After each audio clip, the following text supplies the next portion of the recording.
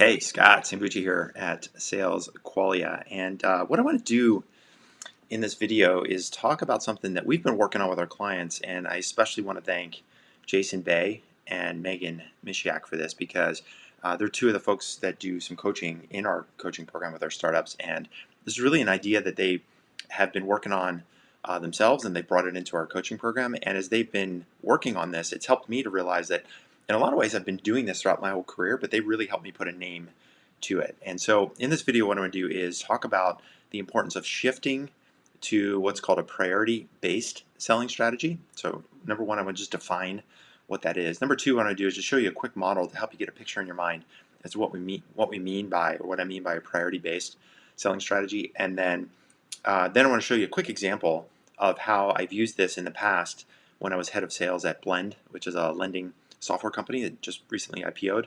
This is something we did, especially back in the early days as we were first ramping up and generating our first customers and revenue.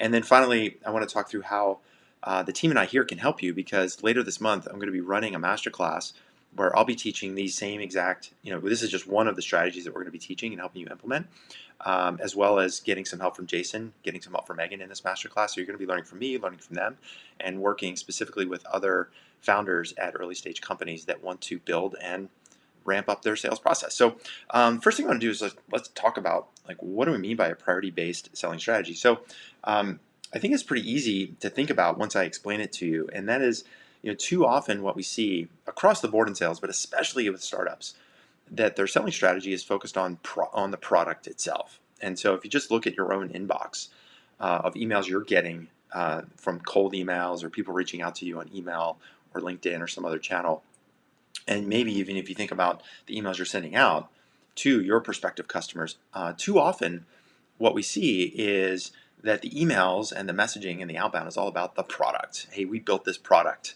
or it has this feature and that feature, or it's an AI platform that does this thing. Frankly, that's like the first mistake. Like, nobody cares about your product, and we're going to talk a lot more about that, especially for executives that are making purchasing decisions. Executives, what we call above the line, ABL executives. So number one mistake is, all of the sales, the pitch, the messaging is all about the product. Like, that's the first huge mistake that we see. The second big mistake we see is, and it's not as big of a mistake, but this is where you have an opportunity to improve, where the messaging is more problem focused. Like, hey, if you're a bank executive in this department, I bet you have this issue, or I bet you have this challenge. So it's better than a product-based approach. You're sort of sourcing a conversation based on problem or pain that somebody might be experiencing. But even that is what we're finding isn't enough in today's environment, especially, again, when you're selling to ABL executives. And this is where shifting to what I call a priority-based, or what we call a priority-based selling strategy, is really important.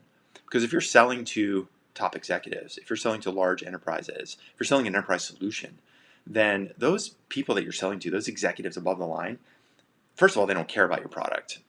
Many of them don't even really know what AI is, or any of the other newfangled technology you might be using on which to base the product that you've built. They're not making those purchasing decisions anyway. They're not going to be the users of your products. They don't really care about the product at all. Number two, while they might care about the problem, they have people that they manage every day. They manage managers. They have directors and VPs and managers that are responsible for dealing with the fires that pop up every day. So yeah, there might be some problems in their division, or there might be some problems in their part of the business. But at the end of the day, they're like, okay, there's a problem. Great, I have these people whose job it is to fix those problems. So as a top executive, then where they're really thinking about, where they're focusing every single day, is on their priorities. And this is where I think if we put a model to it, it will help to kind of articulate to you the importance of this. So if we think about this graph on the y-axis, what we're going to do is I want you to think about that as the job or the role of the person. So if we start at the bottom of an organization, right, you might have a manager. You might think of a sales manager or a product manager, or any person who's sort of like managing a small part of a company or a product, or a small group. Then above that manager, and you want to translate these role titles into your industry, but I'm just sort of using this in my experience. There's like manager, and then above the manager is somebody who might be called a director. Above the director is where you might start to find some VPs, vice presidents. Above the vice presidents, that's where you start to see the senior vice presidents, or maybe one might be called a general manager or regional manager. And then above the SVPs, that's where you get to the EVPs, the executive vice presidents, and then obviously the C level.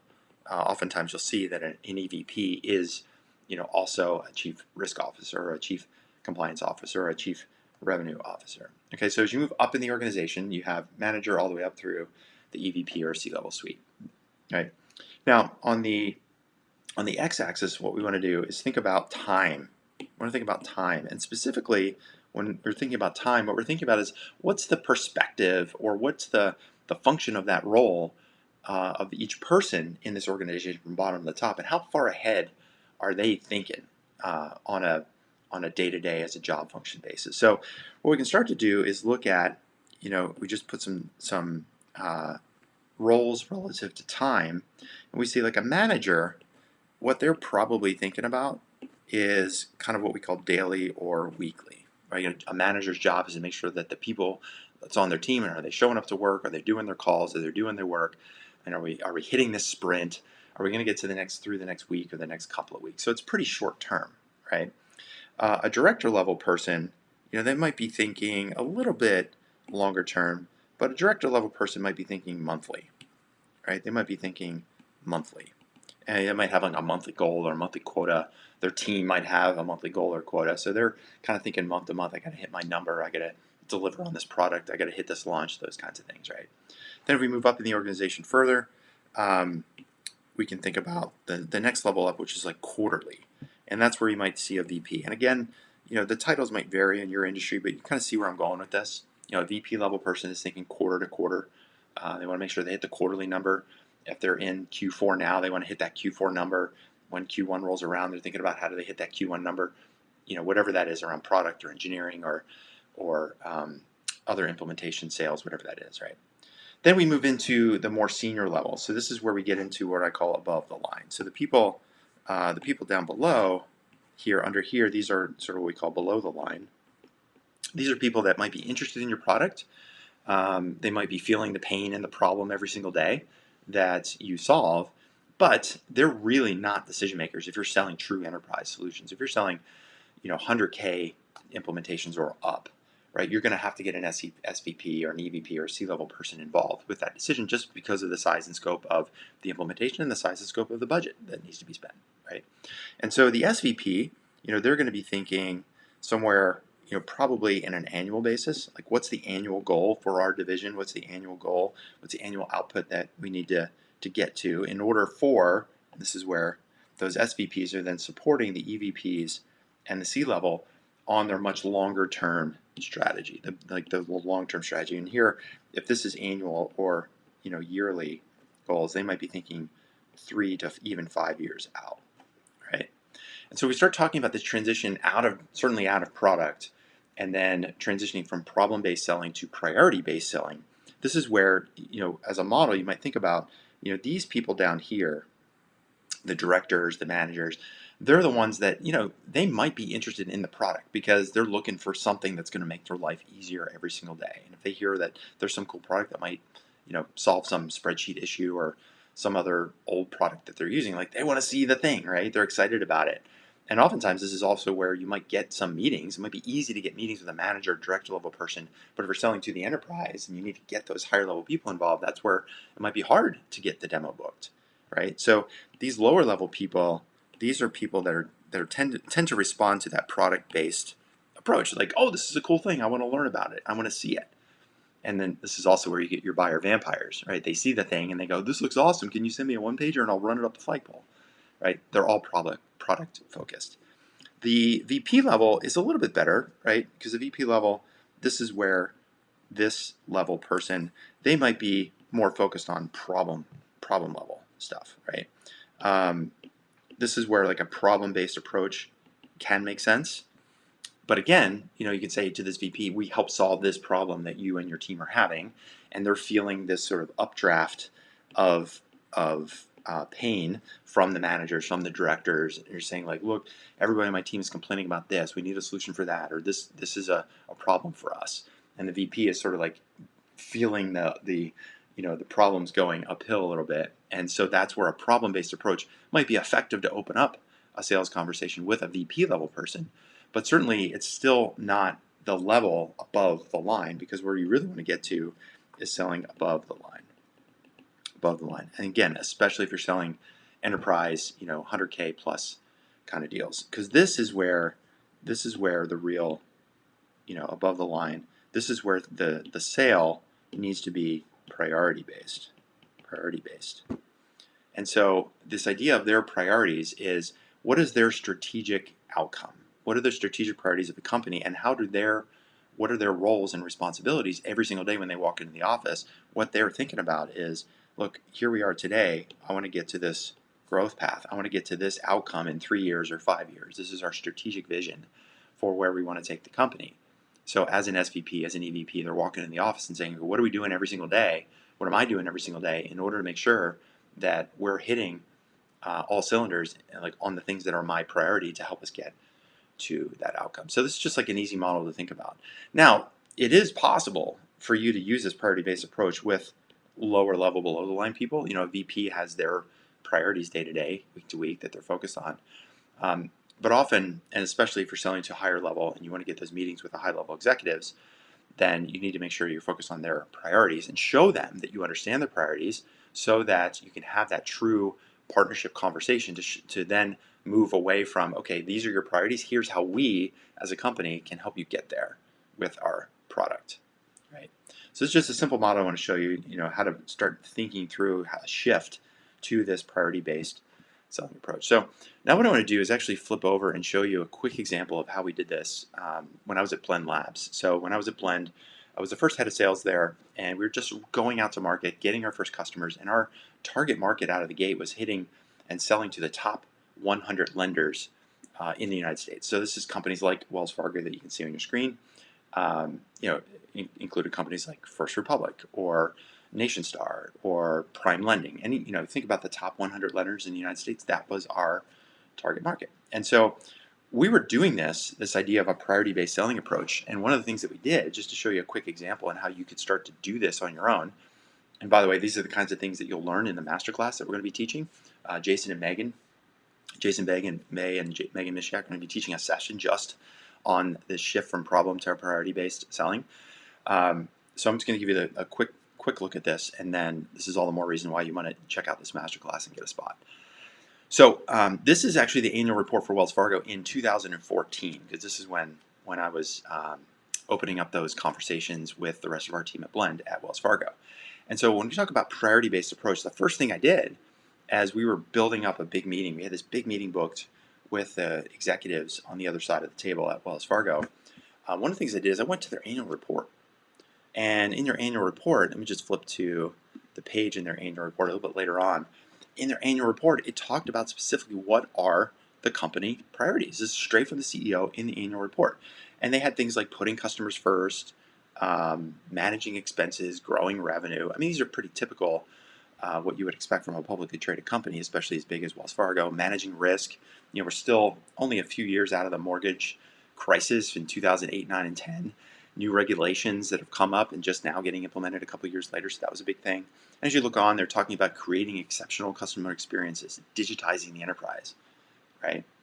So as we're doing our meetings, as we're having these conversations with executives, everything that we're doing, as we're crafting our customer discovery calls, as we're building out the conversation and the talk track around our product demos, what are we going to show in our platform? Because we can show lots of stuff, lots of things to see in the platform. How do we always tailor the message? How do we tailor our questions? How do we get clear about their priorities and show them how, as a company, in working with us, we're going to help those senior level executives execute on achieving exceptional customer experiences? How are we going to help them digitize their enterprise? How are we going to help them manage risk? How are we going to help them become a leader in operational excellence? So all of our messaging filtered back from these top level priorities into all of our talk tracks, into our demos, into our post demo sequence, every conversation afterwards, to make sure that they knew we were aligned with where they wanted to go. So it's just a quick example, one place where you can go to start thinking through what are the strategic priorities of the C-level, the above-the-line people that you want to be selling to. There's lots of other places where you can get this kind of information. This is the kind of stuff that Jason and Megan will be teaching in the class. So before we go, I just want to give you a little bit more visibility as to what the day looks like if you're interested in joining the masterclass. This particular masterclass is especially important if you're a fintech or you're selling into the financial market, because this is the description page of the masterclass. And one of the things you'll notice is that a lot of what we're going to be doing is focusing specifically on fintech. So if you're selling a fintech B2B product, if you're a fintech startup, especially at that kind of early growth stage, seed round, A round, you got a couple $100,000 in revenue, maybe you're up to $1 million in revenue.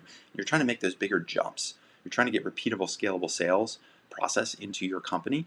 Then this is exactly the stuff that we're going to be teaching you in this masterclass. All of the cases, all of the examples, all of the frameworks that I'm going to be teaching are going to be taken directly from my personal experience at Blend. And this is all described here in the page. So you can come here and read a lot more on your own. And it's also based on the work that we do every single day. So over the last 10 years, coaching and working with startups, in addition to being a head of sales at 3 different fintech-based companies. I've worked now with, and our team has worked with dozens of fintech startups, in the payment space. For example, international payments, we have a couple teams that we worked with there. Obviously in the lending space, that's another area of fintech. We have companies that have been selling to banks. We have companies that are selling to credit unions and into the financial market. Companies we've worked with are selling into the financial trading market. Companies like Morgan Stanley and UBS and those big trading desks that are trading different types of security. So everything we're going to be covering in this masterclass is designed specifically for you if you are a fintech startup CEO or you are selling into the financial market. So I mentioned Megan and Jason both. If you haven't come across their work, this is them on LinkedIn. So Megan and Jason, this is Megan Mishiak, and this is Jason Bay. These are 2 of the people that we work with every day. They are coaches in our program. They come in and work with our clients every single day, every single week on their outbound and prospecting, on their customer discovery, on their pipeline, their deal conversion, their negotiation opportunities, how they structure contracts, how they structure pricing. So in addition to the work that I do and our other coaches do, we have these specialist coaches, Jason and Megan, who come in and help our clients every day. And so one of the trainings that they just did for our group was around this idea of moving from problem-based selling to priority-based selling. So I asked them to come in and specifically teach that training in this sales masterclass because it's so important for you if you're really trying to break out of that startup zone. You maybe have early customers, you've got some revenue, you've got a few hodgepodge systems here and there. If you really want to break through and ramp up and scale up and make the impact that you want to make in your company for your market, then this is a great opportunity for you to learn. And this is one of the most important ways, one of the key systems that you're going to be learning in that masterclass. The last thing I'll mention about the class itself is this is going to be very hands-on. We keep the classes pretty small. And so one of the other pieces of what we'll be doing throughout the course of the day, and again, this is described in more detail on the masterclass sign-up page. We operate under what we call the 9 sales accelerator. These are 9 core selling systems that every startup, based on my experience and now coaching hundreds of startups across the world, including dozens of fintech startups, these are the core systems that every team, every startup needs to get in place in order to be able to ramp up and scale up their sales. So one of the things we're going to do, you'll see that there's this assessment sheet. So what I'm going to do is walk you through your sales process, and you're going to self-analyze your sales process. You can see exactly where you're strong. Maybe you've got a couple of 4s, on the sales process. Maybe you've got a couple of 1s. You've got some big gaps that you need to fill. And maybe that's one of the reasons you're not getting consistent lead gen. Or maybe that's one of the reasons why, you're doing lots of demos, but those demos afterwards, everything's going dark. Or maybe you're getting lots of deals kind of through the demo, but then they're stalling out before you can get them converted. Or people kind of freaking out when they see the price, or they get a little hesitant at the end and like, maybe we'll just kind of stick with what we're doing now for the next 6 months. Let's come back to this and cue never, right? So we're going to help you assess your sales process. I'm going to walk you through that yourself. We're going to look at your sales funnel. We have an exercise that we do where you're going to be able to do some analysis. And then finally, what we're going to do is build what I call a transition plan.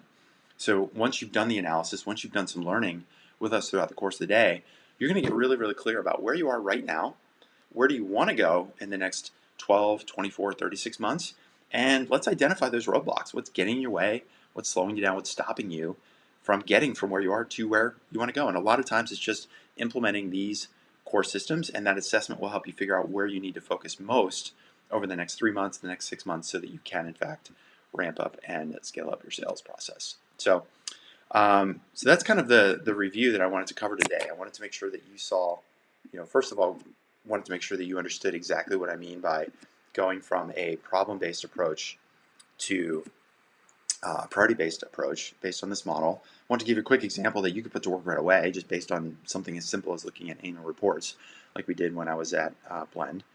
And then last thing I want to do is, let me get back to my, last thing I want to do is make sure that you know about the masterclass and that we're going to be teaching. So again, we're going to keep this class pretty small. I've run these in the past. We've had somewhere between 5 and 10 teams. We're going to be working together throughout the course of the day. There's going to get lots of intimate help from me and from the other teams in the group. So as you're thinking through what you need to do, what did you learn in the first half of this year? Where are you with your sales?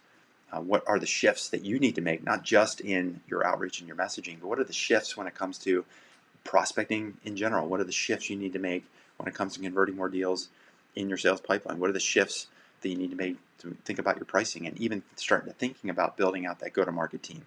Those are all the things that we're going to be doing together in the sales masterclass. So again, I just want to encourage you to make sure you check that out. I'll put a link to the comments in the comments down below so you can see exactly, you can get the link, check out more details around the masterclass, what we're going to be covering, who's it for, who's it not for. Frankly, that's sometimes just as important. So again, here's that page. I'll put a link to this page directly in the comments down below so you can take a look at this.